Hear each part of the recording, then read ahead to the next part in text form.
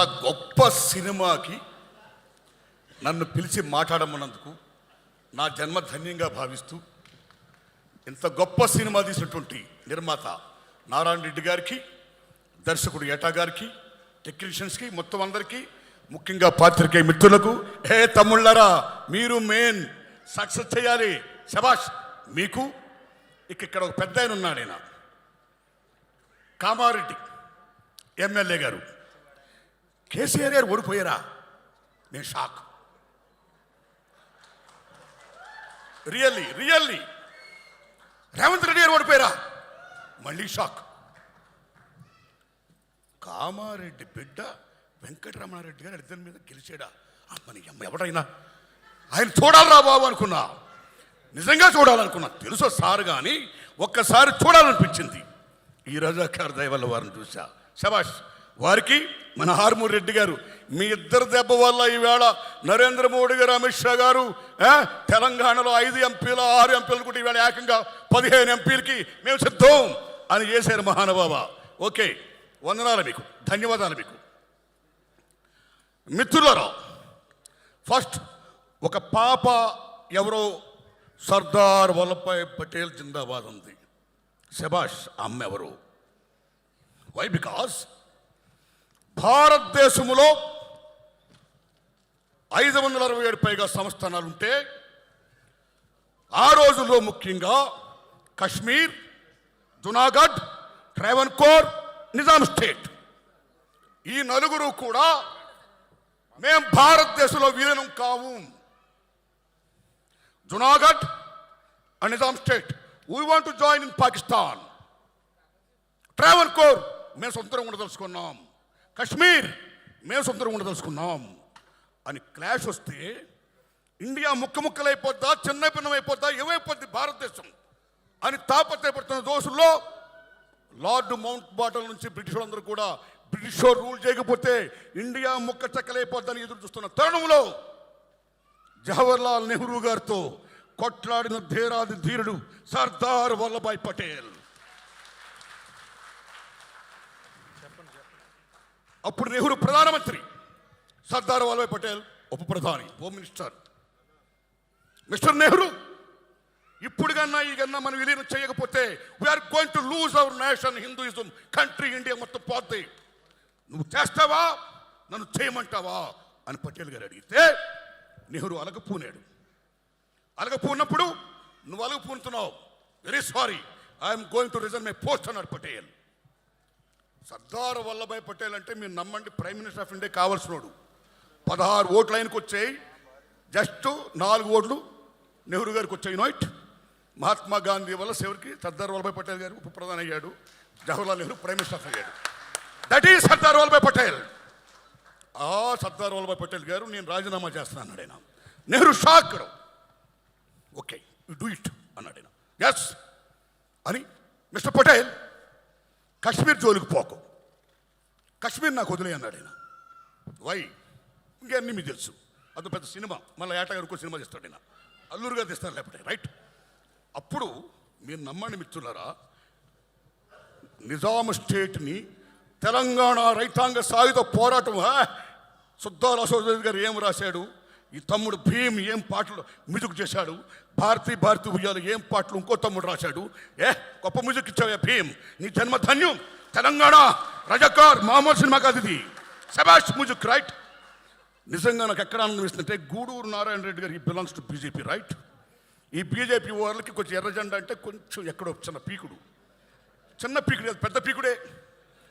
కాబట్టి వాళ్ళని ఎందుకు మనం ఫోకస్ చేయాలి అనే భావం లేకుండా, సినిమా అంటే సత్యం, సత్యాన్ని చాటు తెప్పేది సినిమా. That is the greatest of Telugu film industry. భారతదేశంలో ప్రపంచంలోనే చారిత్రాత్మక సినిమాలు తీయాలన్నా, పౌరాణిక సినిమాలు తీయాలన్నా, సోషల్ తీయాలన్నా, ఇలాంటి హిస్టారికల్ ఫిల్మ్ తీయాలన్నా తెలుగు గడ్డ. That is the greatest of Telugu. సత్యం జనాన్ని చెప్పడం. అందులో ఈవేళ గూడూరు నారాయణ రెడ్డి గారు ఈ రజాకార్ సినిమా తీయడం ఆషామాషి కాదు, నిజంగా గట్స్ కావాలి. అల్లూరు గారు అన్నట్టు, ఆ సొమ్మ అన్నట్టు నిజంగా గట్స్ కావాలి. వై గట్స్ ఎందుకు కావాలంటే, స్వతంత్రం వచ్చినాడైనా మీరు నమ్మండి, తెలంగాణ సెప్టెంబర్ 17ని విలీనం చేద్దామా, విమోచనం చేద్దామా, దినోత్సవాలు ఐక్యం చేద్దామని తాపత్రయపడుతున్న రోజుల్లో ఇవాళ బీజేపీ వాళ్ళు బ్రహ్మాండంగా ఏదో వాళ్ళు రూల్ చేస్తున్నారండి. అలాంటి రజాకార్ సినిమా ఇవాళ రావడం అనేది సత్యాన్ని జనాన్ని చెప్పడం. బికాజ్ ఇందాక ఇంద్రరాజు గారు అన్నారు మంచి మాట, this not active Muslim film, right? సత్యం ఇది. But Muslim state Mir Osman Ali Khan, Kasim Razvi, Sardar Vallabhbhai Patel ముగ్గురు బ్రహ్మాండమైన యాక్టర్ని ఏటగారు పెట్టాడు. నేను శభాష్, అచ్చు అలాగే ఉన్నారు వాళ్ళు. శభాష్. Character fitness is most important, right? మీరు నమ్మండి మిత్రులారా, ఆనాడు తెలంగాణ రైతాంగ సాయుధ పోరాటం కానీ, వందే మత ఉద్యమం కానీ బీభత్సంగా సాగుతున్న రోజుల్లో మీర్ ఉస్మాన్ అలీ ఖాన్ ఈ షాక్డ్ నిజాం స్టేట్ అయిపోద్దు వాట్ డూ. ఇవాళ రెండు కళ్ళ సిద్ధాంతం అని మనం చెప్పుకుంటాము చూడండి. ఆ రోజుల్లోనే హిందువులు ముస్లింలు నాకు రెండు కళ్ళు అని he wants to rule Nizam state. కానీ ఎక్కడో షేక్ అవుతున్నాడు. He wants to save his Kingdom. దానికోసం అప్పుడు ఏం చేశాడంటే, ఈవేళ ఏ ఎంఐఎం ఉందో అది లాతూర్లో ఒక ముస్లిం ఫండమెంటలిస్ట్, ఓ ముస్లిం పెద్ద ఆయన ఏర్పాటు చేశాడు ఎంఐఎం పార్టీని. దానికి నాయకుడు ఎవరండి? మీర్ ఉస్మాన్ అలీ ఖాన్ కాదు, కాసిం రజ్వీ. అప్పుడు నిజాం స్టేట్ అంటే తెలంగాణలో 12 జిల్లాలు, 8 జిల్లాలు, మహారాష్ట్ర 5 జిల్లాలు, కర్ణాటక 3 జిల్లాలు. This is Nizam state. అప్పుడు కాసిం రజ్వీని పిలిపించి, నా సామ్రాజ్యాన్ని నువ్వు కాపాడు, ఏం చేస్తావు చెయ్యన్నాడైనా. అప్పుడు ఆయన రజాకార్ అనే ఒక సంస్థను ఏర్పాటు చేశాడు. What is the meaning of Razakar?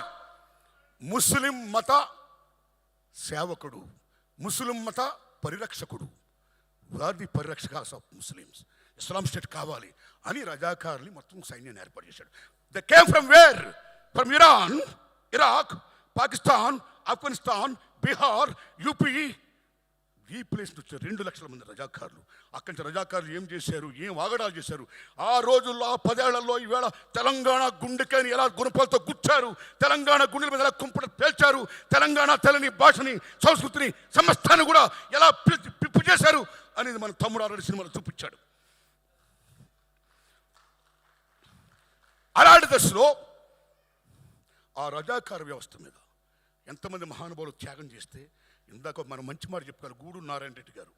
ఇది నిజంగా యాంటీ ముస్లిం ఫిల్మ్ కాదు, గుర్తు పెట్టుకోండి. ఆ రోజుల్లో కాసిం రజ్వీ మీద ప్రప్రదంగా అటాక్ ఇచ్చిన వీరాది వీరుడు, సూరాది సూర్యుడు, గ్రేట్ ఇంతియాజ్ పత్రిక editor and writer Shoebullah Khan. తాలో షోయబుల్లా ఖాన్, మిషన్ నిజాం మీర్ ఉస్మాన్ అలీ ఖాన్. హిందువులు ముస్లిం 2 కళ్ళు అంటావు, ఏది? హిందువులు చంపుడు పాడవేనా నీ 2 కళ్ళ సిద్ధాంతం? Mister Kasim Razvi, don't be like Muslim fundamentalist. మానవత్వంతో ఉండు. చూసుకోండి మిత్రులారా, అల్లాను పూజించేవాళ్ళు ఎవరో కూడా హిందూ దేవాలను కూర్చో రాముని పూజించరు. యేసుక్రీస్తుని పూజించి చర్చికి వెళ్ళేవారు ఎవరు క్రిస్టియన్స్ కూడా వచ్చి మన రాముడిని, ఈశ్వరుని, హిందూ దేవాలకు రారు.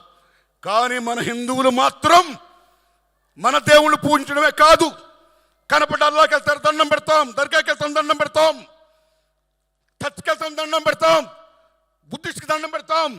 ఒక అల్లా, ఒక ముస్లిం, ఒక క్రిస్టియన్, ఒక వీడే కాదు, కనపడ్డ రాయికి, రప్పుకి, సమస్తాన్ని కూడా దండం పెట్టే, చెట్టుకి పుట్టుకి పెట్టే మత సహనం గల భారత మాత బిడ్డ హిందూ మతం. That is the greatest of Hindu మతం.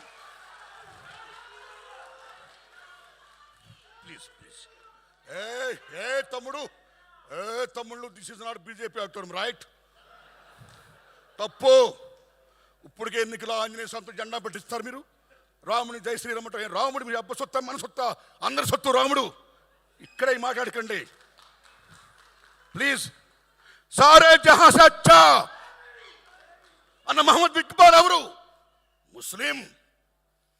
ఆయన సారే జహా సే అచ్చా హిందుస్థాన్ హమారా అన్నాడు, కానీ సారే జహా అచ్చా పాకిస్తాన్ హమారా అల్లా. That is Iqbal. యునైట్. జై హింద్ టైంలో సుభాష్ చంద్రబోస్ రెజిమెంట్కి నాయకుడైన ఒక ముస్లిం సోదరుడు, మీరు నమ్మండి మిత్రులరా, 1907లో పిళ్ళయ్య గారు అన్న ఆయన కనుగొన్నాడు జై హింద్ అనే పదం పెట్టాలని. పిళ్ళై స్వతంత్ర సంగ్రామ పోరాట యోధుడు. 1940లో బోస్ రెజిమెంట్ అని పేరు పెడితే బాగుంటుందని చెప్పిన, జై హింద్ అంటే బాగుంటుందని చెప్పిన మహానుభావుడు ముస్లిం సోదరుడు. ఆయన జై హింద్ అనమాట, కానీ జై పాకిస్తాన్ అని మళ్ళా. అరే భాయ్, వాట్ షోయబ్ ఉల్లా ఖాన్.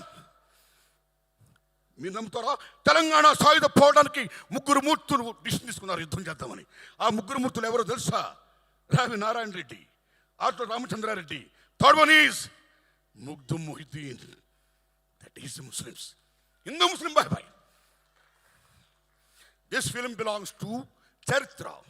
రజాకారులు మామూలు దుర్మార్గం చేయాల, బతుకమ్మలను ఆడించారు వ్యవస్థలను చేసి. ఆడించిన మీద పరమ దుర్మార్గంగా ఎక్కడ హిందూ దేవాలయాలు కనపడితే ముక్కలు చేసుకుంటూ పోయారు. నిజాం స్టేట్ కన్నా ఎగ్నిస్ట్కి వెళితే 4 కోశత్తలు చంపేశారు.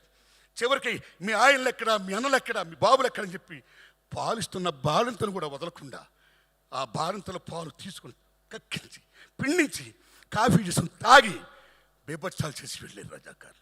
దుర్మార్గం దుర్మార్గం దుర్మార్గం. ఆ దుర్మార్గం అనేది చరిత్రకి జనాలు చెప్పడం గట్స్ కావాలి కాబట్టి ఆ గట్స్ చెప్పిన గూడూరు నారాయణ రెడ్డి గారికి నేను సెల్యూట్ చేస్తున్నాను. బికాస్ ఎవడైనా మతం పూజించుకోవచ్చండి, but don't be like fundamentalist. మత పిచ్చోని మనం కావద్దు.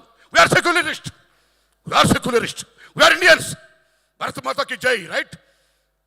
సో ఆ దశలో ఎంత గొప్ప సినిమా తీసినందుకు, ఇది మామూలు విషయంగా ఈ సినిమా రజాకార్ హోల్ హార్టెడ్లీ ఈ సినిమాని మొత్తం చూపించండి సార్. ఏ మతంలో ఉన్నా సరే ఫండమెంటలిజం ఉండకూడదు, అందరినీ సాధారణంగా మనం పూజించుకోవాలి. అల్లా ఏం చెప్పాడు? బేబత్సాలు చేయమన్నాడా? ఆదుకోమన్నాడు. రాముడు ఏం చెప్పాడు? చంపమన్నాడా? ఆదుకోమన్నాడు. అరే, వాట్ ఈస్ ది రిలిజియన్? మతం అంటే ఏంటి? What is the meaning of Hinduism? What is the Islamism, Muslimism? Ism అంటే మతం, మతం అంటే ఉద్దేశం. వాళ్ళు ఏం చెప్పారో ఆ ఉద్దేశాలు అందరం బాగుండాలని, అలా కోరుకోవాలని ఆ దశలో భాగంగా చరిత్రని ఇంత బాగా చెప్పినటువంటి తమ్ముడు ఏటా నారాయణ రెడ్డి గారికి, సారీ ఏటా సత్యనారాయణ గారికి, గట్స్గా తీసిన మహానుభావుడు గూడూరు నారాయణ రెడ్డి గారికి అందరికీ వందనాలు చెప్తూ, కె రాఘవేంద్రరావు గారు కాంపౌండ్ నుంచి pan India legend director Rajamouli గారు వచ్చారు. అంతవరకు అంతకుముందు కె విశ్వనాథ్ గారి శంకరాభరణంతో ప్రపంచంలో తెలుగు చలచిత్ర పరిశ్రమకు బావుట ఎగిరింది విత్ శంకరాభరణం. రాజమౌళి గారితో ఎగరడం కాదు, occupied it. Rajamouli, Oscar award. ఏం రాజమౌళి మజాకా? జేమ్స్ కెమెరాన్, స్టీవెన్ స్పిల్బర్గ్, వీళ్ళందరూ ఇవాళ Rajamouli I want do with you అని అంటారంటే ఎక్కడికి వెళ్ళిపోయాడు రాజమౌళి? శబాష్ శబాష్ శబాష్. అలాంటి రాజమౌళి తర్వాత మళ్ళా రాఘవేంద్ర శిష్యుడు ఏటా సత్యనారాయణ గారు. కాబట్టి రాజమౌళి గారు అంత గొప్పోడు కావాలని నేను కోరుకుంటున్నాను. Thanks a lot. ధన్యవాదం బ్రదర్, ధన్యవాదం. రైట్, అందరికీ నటించిన నటినటికి, అందరికీ టెక్నీషియన్ మొత్తం అందరికీ, మీడియాకి మొత్తం అందరికీ, తమ్ముళ్ళు మీడియా మిత్రులరా, ఈ సినిమాను బ్రహ్మాండంగా ప్రమోట్ చేయండి, బ్రహ్మాండంగా ఆడాలి. అయ్యా గూడూరు నారాయణ రెడ్డి గారు ఒక ప్రెస్ మీట్ పెట్టండి. This the film the history of Telangana, not the film of Hinduism or Muslimism. My friends, we Indians, come and see the film and support it అని చెప్పండి మీరు. రైట్? నమస్కారం తమ్ముళ్ళరా, ధన్యవాదం మీకు. Thanks a lot. Thank you so much Narayana Murthy గారికి ధన్యవాదాలని తెలియచెప్తున్నాను. నమస్కారం. Thank you sir, thank you.